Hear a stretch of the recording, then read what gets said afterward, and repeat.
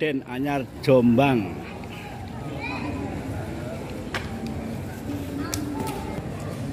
Yai Bisri Samsuri.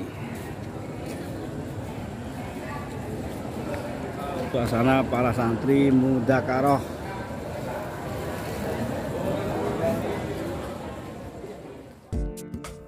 Persiapan akan mendapatkan pembekalan dari Gus Salam, pengasuh Pondok Pesantren Manbaul Ma'arif Den Anyar Jombang.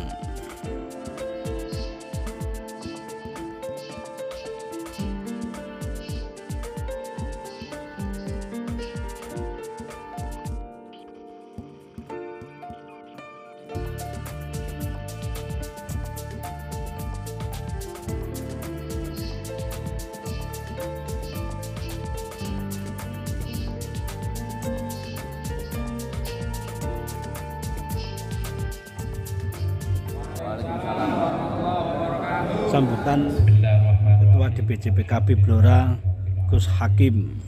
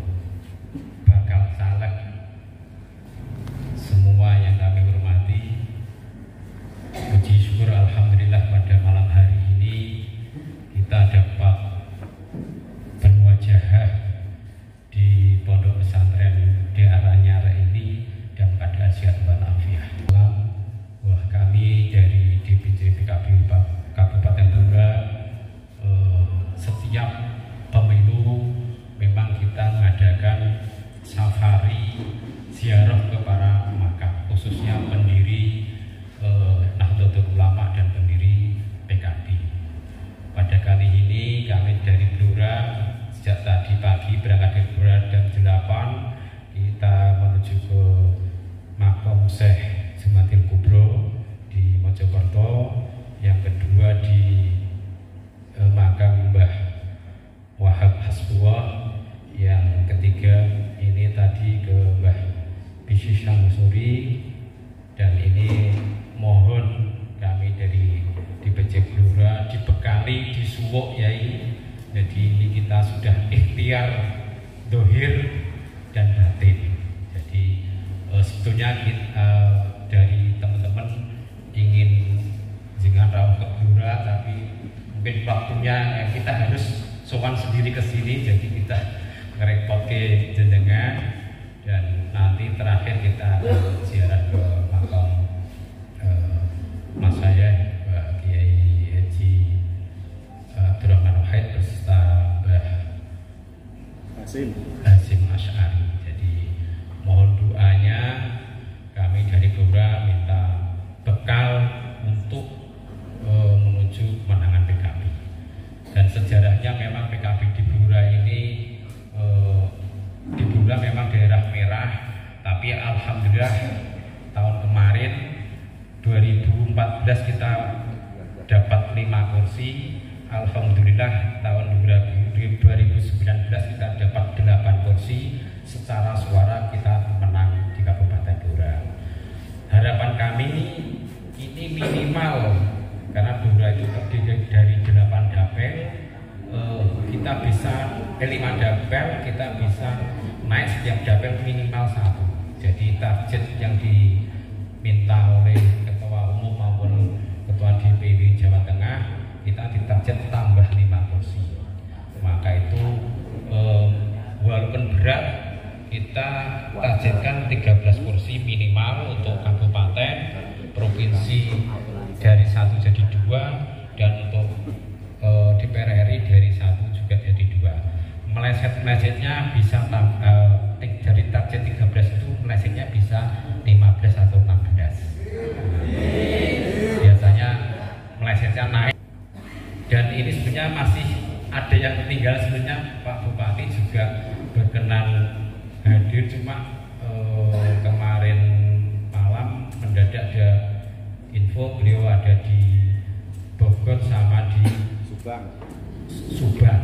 Jadi kemarin malam sabar ya, kalau nyandak saya langsung ke Jombang, tapi kalau tidak nyandak ya mohon maaf, salam saja pada Gus Hakim. Demikian bagaimana petuah-petuah, kami minta mohon doa restu dan petuah-petuahnya untuk PKB Kabupaten Blora. Dari saya monggo kami persilahkan.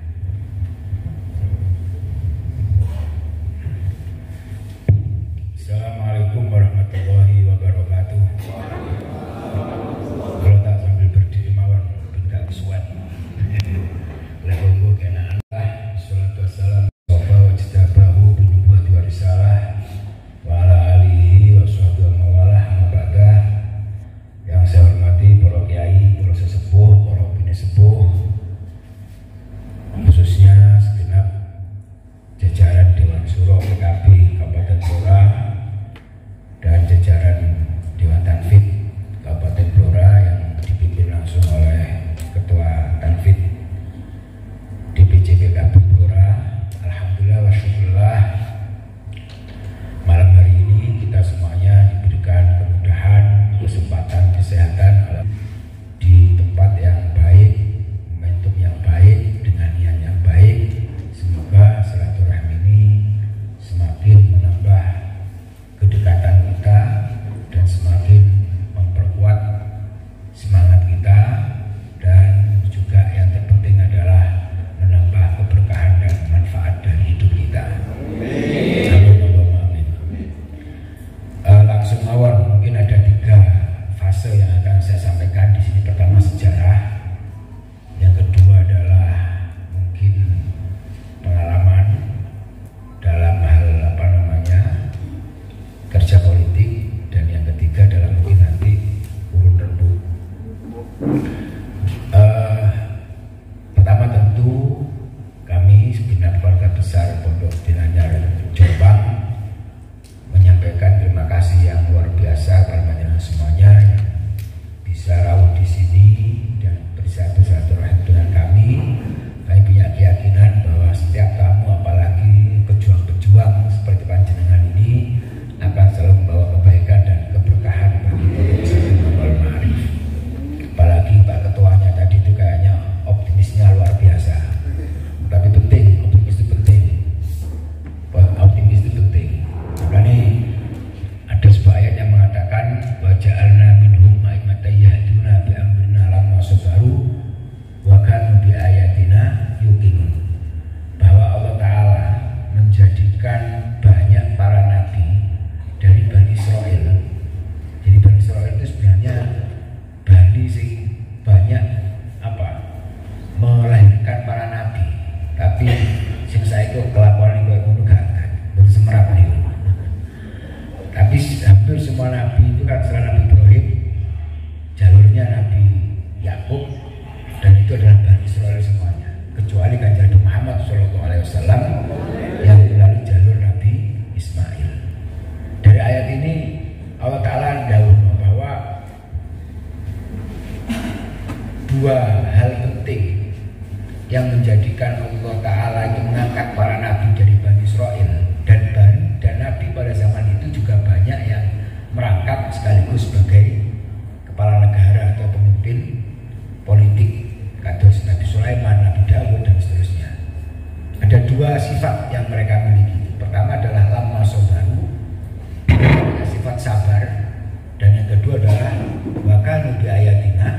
yukinun, punya keyakinan atau dalam bahasa sekarang optimisme. Kados Pak Ketua tadi, optimisnya luar biasa. Makanya Ibnu Katsir dalam ayat ini memberikan teori innama tunalul imamah bisobri wal yakin. Innama tunalul imamah bisobri wal yakin. Kesuksesan dan kepemimpinan itu ditentukan oleh dua hal. Satu adalah sabar, tabah, siap menghadapi tantangan, siap menghadapi cobaan, siap menghadapi apapun halangan sekaligus. Nah, itu nggak boleh kita kemudian kok kecil hati, seharusnya menambah semangat. Ya kan tadi itu menguji kesabaran kita, menguji ketabahan kita, menguji kemampuan kita untuk menjadikan tantangan ini sebagai motivasi bagi kita untuk meraih cita-cita yang kita inginkan. Dan yang kedua tadi itu optimisme. Mana kalau orang mendengar ketua nih, pokoknya optimis, belajar itu walulas ya. Padahal di Jawa Timur saja basisnya PKB itu tertinggi itu Tuban sama Sidoarjo itu 16. Tapi dulu tahun 99 Pasuruan itu pernah 25, Pak. Jadi 50% lebih. Padahal itu masih 45 anggota dewannya. Itu Pasuruan dapat 25. Situbondo bonusnya 23. Rata-rata di atas 20 takal muda ini. Jadi meh 50%. Nah, harusnya kita punya sejarah seperti itu, dan sejarah itu ya harus kita rekonstruksi, harus kita upayakan untuk kita bangkitkan kembali. Pertama tadi saya ingin mengatakan sejarah bahwa pondok pesantren membawa Al-Ma'ruf didirikan oleh Mbah Besi, dan tempat yang kita tempati sekarang ini juga adalah barokah Mbah Besi. Jadi ada cerita begini, pada saat itu kan Mbah Besi itu Roy Islam NU sekaligus Majelis Pertimbangan P3. Gimana yang salon sing elek iki. Beliau itu sakit menjelang wafat itu sakit. Kemudian Pak Probo Sutejo, adiknya Pak Harto itu kesini, soal ke beliau menawari apakah berkenan untuk berobat ke Singapura pada saat itu. Maka kemudian Mbak Bisin jawab, kalau saya tak di sini saja, namanya Allah Ta'ala memanggil saya biar saya ada di tengah-tengah anak cucu saya. Tapi kalau memang Pak Harto punya perhatian sama saya, mungkin bisa membuat atau membangun sebuah tempat yang bisa dibuat untuk musyawarah Jamiah Nahdlatul Ulama. Dan jadilah ini, jadi saat ini elek nih, tapi zaman tahun 80 ini gedung terbagus Indonesia milik pesantren kira-kira belum ada bangunan yang representatif untuk pertemuan-pertemuan yang selain di sini pada saat ini. Makanya di sini itu pernah digunakan Kongres IPNU, Kongres Nasional itu pernah di sini tahun sekitar 80-an dan seterusnya. Artinya apa? Betapa berpikirnya para kiai itu adalah tentang bagaimana berjalannya Jamiah ini, dan semua hidupnya didedikasikan kepada organisasi, kepada umat. Maka ini harusnya menjadi inspirasi bagi kita semuanya. Sejarah yang berikutnya terkait dengan Mas siapa? Pak Bupati ini, Pak Arif. Paknya yang dekat itu dengan almarhum kakak saya, namanya Gus Mujid almarhum. Dulu saat nyatirnya di Kajen, santrinya Mbak Sahal, sempat di Salang. Beliau wafat tahun 2007. Saya dulu di Pelosok. Saya ini mantu Pelosok, mondok di Pelosok, pulang bawa istri. Tapi waktu itu masih di Pelosok, nunut morotua ya. Kemudian tahun 2007 kakak saya wafat, saya dipanggil untuk pulang. Nah sebenarnya Mas Arif ini yang dekat dengan kakak saya. Bahkan saya nggak tahu Mas Arif itu pernah di daerahnya, saya nggak tahu karena dia di sini, saya masih mondok. Kemudian setelah dia kuliah di sini oleh kakak saya almarhum Gus Mujib itu dititipkan sama lupa saya namanya, itu sepupunya Gus Dur dari Tebiran, anggota Dewan PKB DPR RI, dititipkan untuk menjadi TA-nya, menjadi TA. Bukan sebelum Mas Helmi. Gus Aying itu bin Kiai Karim ya, bin Kiai Karim bin Basis, cucu Basis. Dititipkan ke Gus Aying, yang dititipkan kakak saya itu. Kemudian setelah itu dia mulai berkarir di Jakarta, kemudian ketemu Mas Helmi dan seterusnya. Nah, jadi makanya beliau kalau dan ketempatan istrinya juga orang Jombang, tapi orang Peterongan, dekatnya Pondok Peterongan. Makanya beliau kemudian punya kedekatan dengan Denanyar ini berawal dari situ. Dan saya bersahabat dengan beliau sudah cukup lama. Dan seharusnya panjenengan itu harus mengambil inspirasi dari Mas Arief ini. Saya melihat sendiri beliau itu berjuang. Muga-muga wong bluro kabeh iki koyo Mas Arief.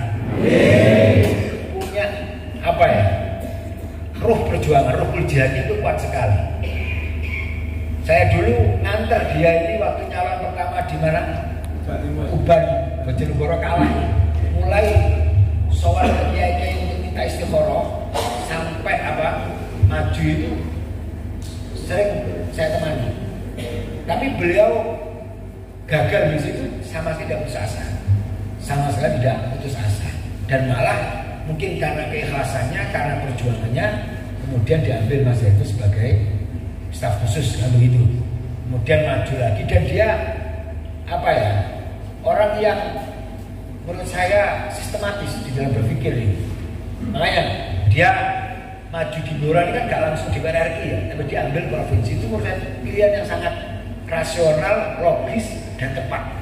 Logikanya itu seiring gitu. Orang itu harus punya ambisi dalam politik. Jangan sampai di politik itu ikhlas-ikhlasan. Ikhlasan jadi tasawuf baik. Ngaji tok mau kayak pulangan itu tinggi. Membantu politik tapi gak kepingin jabatan. Kecuali di KI kira-kira ngoten. Tapi insya Allah yang saya gak kepingin. Tapi saya sejak dulu tidak pernah tidak membantu PKB dalam berbagai momentum yang bisa saya lakukan.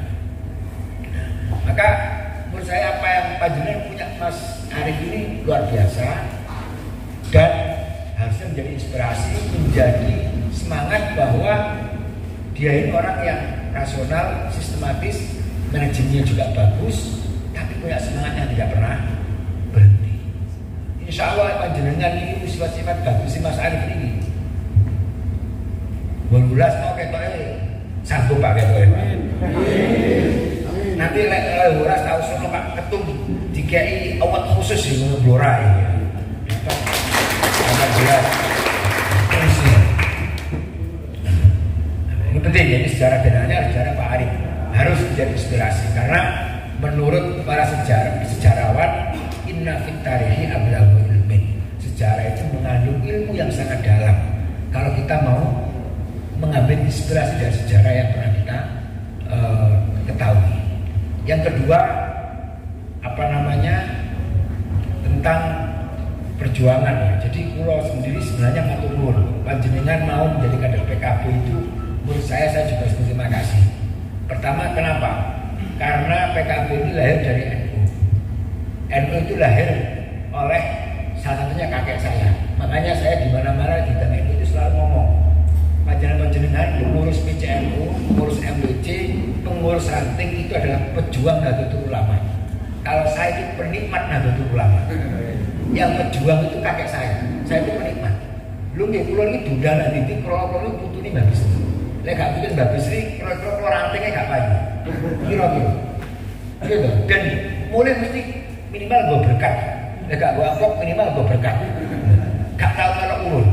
Bayang gak tau melok ulun, gitu. Nang ndi diundang tunggu nang ngarep dimulyakno, mulai bisa moni. Lek mboten penikmat, napa niku namine? Tapi jenengan mboten asal iri, nikmatnya nasib kula ngene. Nasib ambek Gusti Allah didadekno penting Mbak Bisri kan ngoten mawon. Sederhana saja sebenarnya. Jadi jangan mboten asal iri. Artinya apa? Saya harus berterima kasih pada panjenengan. Baik kepada saya terima kasih pada panjenengan. Karena apapun, kalau yakin jenengan ini lek nang acara mesti minimal materi mbak kula. Minimal. Bahkan nek sing rada telaten mesti nek Badriyati. Berarti kalau katutkan ngoten. Minimal saya harus terima kasih tentang itu. Saya setuju. Kalau matur nuwun sangat panjenengan mau menjadi kader PKB. Karena apapun PKB tidak bisa dilepaskan dari Nahdlatul Ulama. Dan satu-satunya partai bimbingan ulama, benar-benar dibimbing ulama, ya hanya PKB. Tidak ada yang lain. P3 bukan, P3 itu bikinan Pak Harto. Loh iya, P3 bikinan Pak Harto karena P3 itu pemaksaan fusi kepada partai-partai Islam. Soalnya bagus sih, memang iya, tapi ditolak awalnya. Jadi setelah dipaksa fusi kan, yang partai nasionalis termasuk PKI itu kan fusinya ke PDI. Semua partai yang bernuansa agama masuk dan seterusnya difusikan ke partai NU, ke P3. Nah, waktu itu kemudian fungsi P3 ini karena itu dianggap terbesar, soal Mbak Bisri minta supaya Mbak Bisri istikharah untuk apa? Gambarnya apa? Mbak Bisri istikharah namanya Ka'bah. Dilaporkan ke Coro Saiki ke Menko Polhukam gitu ya, yang ngurusi kepartaian waktu itu atau Kemendagri ya waktu itu. Itu ditolak sama Amir Mahmud kalau nggak salah, waktu itu Menko Amir Mahmud ditolak. Habis itu dengan tegas mengatakan kalau tanda gambar Ka'bah ditolak maka partai NU tidak akan mau bergabung dengan P3 dan kita memilih membubarkan diri sebagai partai. Itu satu ketegasannya Habis ini. Akhirnya dilakukan Pak Harto dan Pak Harto menerima apa namanya, terus nggak bisa tentang logo Ka'bah. Apa yang dikatakan ulama hanya PKB. Maka panjenengan ini satu harusnya punya kebanggaan menjadi kader PKB, tapi juga selalu menjadi tanggung jawab. Anak ini ngeter Pak, jadi nang partai itu kan, yo rodo-rodo drodok lah kan, itu kan pantas ya. Ya memang harus gitu, nggak gitu ya, kalau apa malah. Ya harus. Lek boten nih. Kan lek coro ihya niku lho, para politik itu kan penjaga ad-dinu wal mulku tau aman. Agama dan kekuasaan politik itu bagaikan dua saudara kembar. Ad-dinu asrun wal mulku hansun. Agama itu adalah fondasi, politik adalah penjaga. Bansere lah. Banser itu lah kadang-kadang dorong tobat atau umbi barang kan juga apa-apa. Kira-kira banser malas kemana gitu. Si dorong bisa tobat tenanan, kok orang barang gini sih menunggu. Sekarang gue ini berbuat melek terus mari ngono umbi apa kira-kira kan juga apa boleh. Tapi lek ini kan juga oleh. Nah, walaupun itu harus politik itu penjaga. Famala aslahu famahdumun wa mala hadsalahu fadhaibu. Sesuatu yang tidak punya fondasi yang kuat maka akan mudah roboh. Bangunan telung lantai kok fondasi ini setengah meter, kena gempa 1 skala terjauh ambruk dan kira-kira tadi. Tapi bangunan itu setinggi apapun kalau pakai paku bumi ya dia akan kokoh. Itu ilustrasi dari agama. Tapi wa mala hadsalahu fadhaibu. Sekuat apapun bangunan, gak mesti merawat, gak ada yang menjaga. Sekaya apapun jenengan, duit iku nang omah, wong sing jaga gampang dirampok wong. Gampang diambil oleh orang lain dan tidak akan ada faedahnya kepada jenengan. Artinya apa? Duit akeh akhirnya kasih itu kan tersia-siakan. Itu sama. Agama sekuat apapun kalau gak dijaga oleh kekuasaan, gak dijaga oleh apa namanya politik, itu tidak akan maksimal perannya. Mesti panjenengan mestinya loh. Mesti panjenengan pasti merasakan perbedaan di mana ketika bupati jenengan itu bukan orang NU dan sekarang ketika bupati jenengan itu orang NU. Sudah pasti akan ada perbedaan perhatiannya kepada keagamaan, kepada literatur agama maupun program-program yang terkait dengan pesantren maupun keagamaan. Pasti beda, betul beda. Maka itulah pentingnya panjenengan berjuang di politik, dan tadi saya menyampaikan terima kasih yang setinggi-tingginya. Dan saya ini di samping pokoknya PKB ini jenengan jadi kader PKB saat ini sing paling untung Pak, paling untung siji bupati ini kader, dua panjenengan sekarang sedang punya kader yang alhamdulillah kok lolos dari kontestan di Pilpres. Dan ini baru pertama loh, kader loh ya. Kayak Ma'ruf itu jadi cawapres dulu bukan dari kader. Walaupun beliau pernah menjadi Dewan Suro PKB, tapi beliau berangkat dari sebagai Rais Am.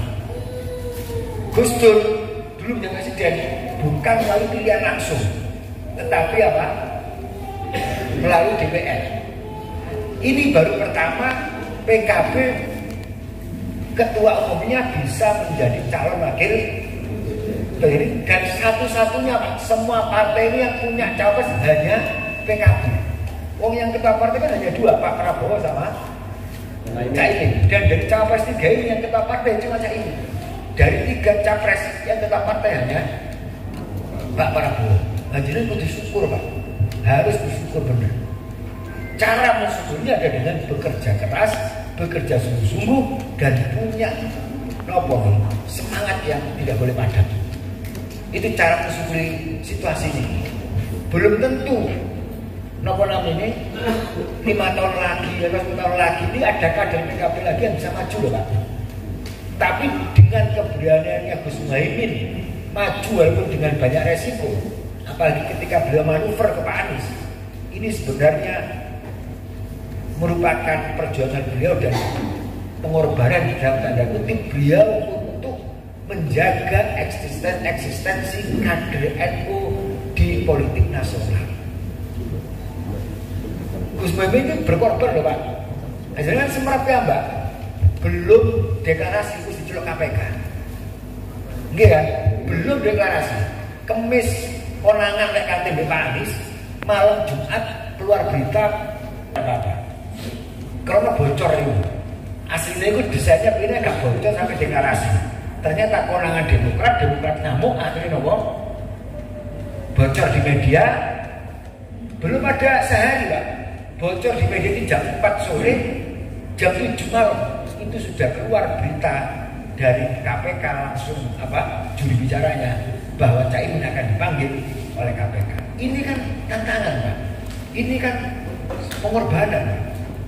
Nyun sewu, salah satu motivasi beliau benar-benar maju. Itu ya satu kali pulau, kalau Gus Jawa Timur yang banyak masuk Gus Yusuf juga. Pulau ini sampai kayak Gus Yusuf mengatakan, Cak, pulau ini Pak Bapak itu dik, kenapa? Karena beliau itu keponakan saya, ibunya itu sepupu sama saya. Dan aku kata nyuruh Gus itu, kalau nama Bapak itu angel. Soalnya aku nyuruh Gus kok kalah sakti ya. Kalau aku nyuruh dia kan kata sakti ya. Sama Gus yang lain. Sampai saya mengalami yang khusus ini jangan direkam. Yang khusus jangan direkam. Sampai enggak boleh orang-orang, tapi ketemu sama itu memang istimewa. Memang istimewa. Dan fakta ini. Fakta. Enggak ono. Di masa SBY ketika kemudian tidak ke Jokowi yang kemudian PKB kok. Jadi saya menang ya PKB. Karena semua PDI apalagi P3 Nasdem itu zaman SBY tidak bersama dengan SBY. Berarti maknanya apa? Ketum kita itu punya mental menang. Makanya jenengan ojo sampai kecil hati ambil berbagai survei maru wah iki jagoku ketoke buncit iki. Keliru. Kalian cukup survei ke daerahnya masing-masing. Nek jenengan tempatku sudah mampu menyadarkan orang dari jenengan sudah benar jalannya dan itu yang jenengan perjuangkan. Lek jenengan saya kalah berarti sing legosi jenengan duduk survei ini. Sudah kita fokus ke daerah kita masing-masing.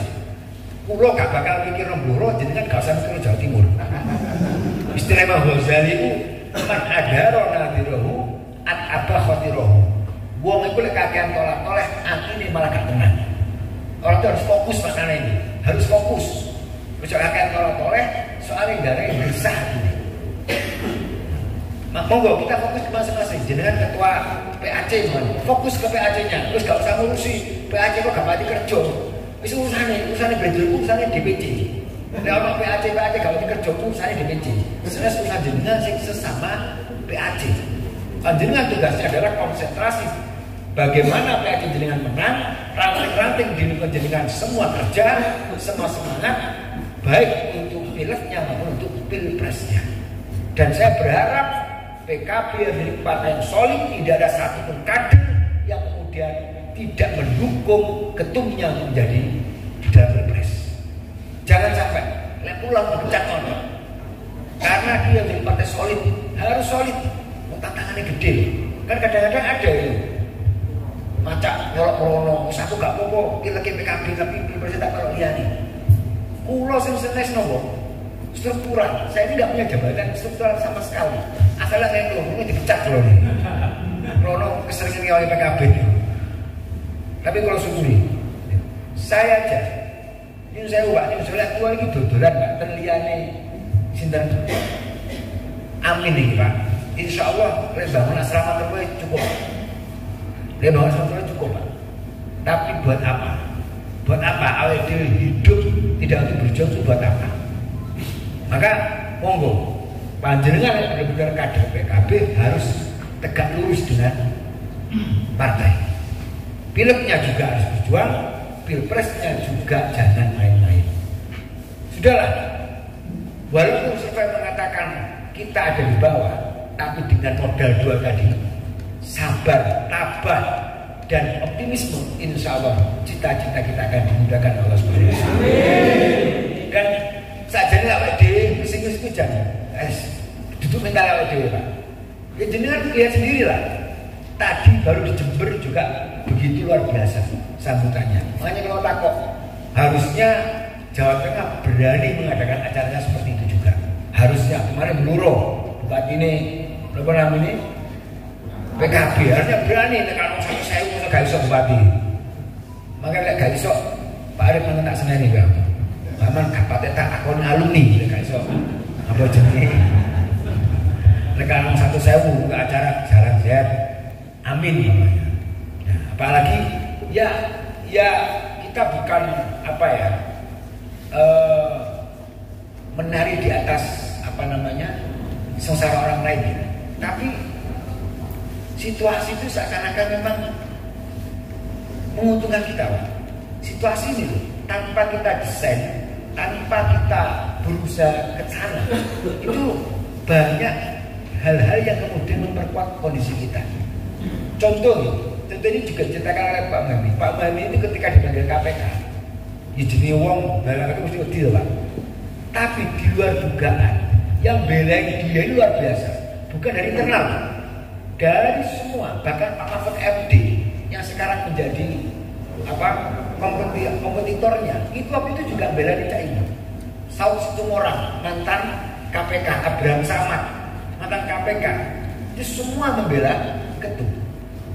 Dia juga kaget, saya juga nyangka. Bahkan kan opini akhirnya kan sangat kuat ini, bahwa ini adalah kriminalisasi, ini adalah politisasi. Makanya yang benar KPK gak urus dong, karena akan berlawanan dengan opini masyarakat yang sangat kuat. Yang kedua, yang saya ingin, sekarang Pak Prabowo mengenai Gibran, kemarin Jawa Tengah sangat menguntungkan jenengan. Banteng tawar kalau banteng. Lagi karet iya ini ambil santri ini wiritan menang. Kalau itu enggak kan? Yes.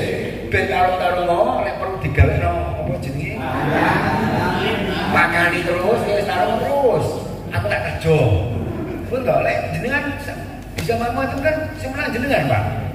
Uang itu tukaran mesti gak konsentrasi. Orang itu kan bertengkar, makanya ada gak perlu malah-melok. Lek perlu mas-mas sitok ae. Di dua itu. Nggak ada yang bisa didu kok. Di sekarang kita udah bisa diadu. Makanya kalau ini WA kali Gus Akfas bin Kiai Hamid Baidowi Lasem. Kan beliau itu ngirim dia ada fotonya pasangan capres, di atasnya fotonya kiai-kiai. Jadi kurang ajar, kedua namanya Amin itu di atasnya ada fotonya Gus Kausar, ada fotonya Kiai Marzuki, ada fotonya siapa kiai-kiai siapa yang dukung Kiai Said. Di atasnya Prabowo itu ada fotonya Gus Miftah, Habib Lutfi. Terus di atasnya siapa? Gambarnya Ganjar itu ada fotonya Yeni. Siapa? Yeni Wahid. Pokoknya kiai-kiai yang dukung Ganjar. Kiai Ubaidillah, Kiai Ubed mana? Oh, Kiai Ubab saya. Gus Ubab Sarang, Kiai Mustafa Akil adiknya Kiai Said Akil. Kan itu Pak. Di kiai-kiai ditonjolkan itu loh, kiai-kiai itu betul-betul. Kok bakal perang diri-diri. Saya ini dibalas gak oleh diri. Biar banteng itu marah diri. Ojo sampai ada diduduk, saya itu bisa kedua diri. Loh ya ini untuk kepentingan apa politik. Sepenting niat api. Jadi barang elek niat api kadang-kadang selafi barang. jar cara ngedu. Bon, yang terakhir yang ingin saya sampaikan bahwa soliditas itu penting sekali. Soliditas itu penting sekali. Sekali lagi saya ingatkan, manuvernya Pak Muhaimin ini bukan hanya untuk kepentingan dia pribadi, jauh. Kalau hanya untuk dia, ngapain golek resiko Pak? Oleh duit nulis penak. Kenapa tuh? Kalau duit mau penak tinggal tulis oleh akeh. Dan juga bukan hanya untuk kepentingan PKB. Beliau itu begitu manuver. Pak Halim besoknya langsung ke sini ngomong, kalau saya manuver, maka setelah ini banyak kader NU akan dilirik menjadi cawapres. Sebelum Pak Amin manuver, hampir semua kader NU hilang, sudah hilang namanya. Waktu itu di Pak Ganjar yang kuat RK sama Sandiaga, di Pak Prabowo yang kuat Erik sama Gibran, di Anies yang kuat AHY, kan gitu. Kan nggak ada kader NU. Dan kalau hari ini kader NU nggak ada yang maju, maka potensinya 10 tahun ke depan, bahkan 20 tahun ke depan, kader NU juga tidak akan ada yang ngelirik. Itu potensinya. Makanya nekat kayak ini, nekat menang Anies loh Pak. Sama dia ngerti dewe, Anies seperti apa, diancam dengan kamben, dengan segala cara, ya kriminalisasi, ya macam-macam semua instrumen negara itu bahkan. Artinya apa? Saya ingin melakukan ini adalah demi Nahdlatul Ulama. Makanya jenengan ada di PKB, jangan hanya berpikir untuk PKB, apalagi mikir panjenengan piyambak. Tapi bagaimana di dalam mental panjenengan dan pikiran panjenengan, saya berjuang untuk umat, saya berjuang untuk Nahdlatul Ulama, dan inilah tempat perjuangan saya, dan yang nanti akan mengantar saya untuk derek para masyayikh, para Nahdlatul Ulama masuk surga di pangeran. Ini penting. Karena apapun yang kita lakukan sifatnya duniawi, ini kalau tidak dilandasi dengan keagamaan, itu akhirnya hanya akan semu, hanya akan semu, fana, tidak akan masuk ke hati. Ketika dunia dan agama berkumpul, itulah sebuah kesempurnaan. Tapi apa arti duniawi kalau dia tidak dilandasi dengan agama? Maka penting jenengan berpikir tidak hanya pada sendiri, tapi bagaimana menjaga eksistensi Nahdlatul Ulama. Dan panjenengan bangga menjadi kader PKB, bangga menjadi bagian dari Nahdlatul Ulama itu penting. Kenapa? Karena menurut teorinya Imam Abdurrahman bin Khaldun, antropolog abad pertengahan, beliau membuat teori bahwa dakwah keagamaan tanpa sebuah kebanggaan, tanpa sebuah loyalitas, tanpa sebuah komitmen tidak akan sempurna, tidak akan sukses. Itu teorinya Imam Abdurrahman bin Khaldun dalam kitab Muqaddimah, kitabnya Al-Muqaddimah. Inna da'watan diniyatan min ghairi asabiyatin la tatimu. Dakwah keagamaan tanpa rasa kebanggaan, tanpa loyalitas, tanpa komitmen tidak akan berhasil. Maka saya berharap benar-benar solid, benar-benar semangat, dan jangan lupa ini momentum terbaik yang dimiliki oleh PKB. Maka jangan kamu sia-siakan, jangan banyak sia-siakan. Belum tentu momentum ini bisa terulang pada waktu-waktu yang akan datang. Maka benar sungguh-sungguh dan bekerja cerdas. Semoga mendapat hasil yang terbaik. Ini yang saya sampaikan. Mohon maaf, dan saya sekali lagi terima kasih dan mohon maaf apabila dalam penghormatan kami sebagai Sofulbek ada kurangnya kata-kata yang saya sampaikan, ada yang kurang berkenan wonten manah panjenengan sedaya, kula nyuwun pangapunten agung. Wallahul muwaffiq ila aqwamit thoriq. Assalamualaikum warahmatullahi wabarakatuh.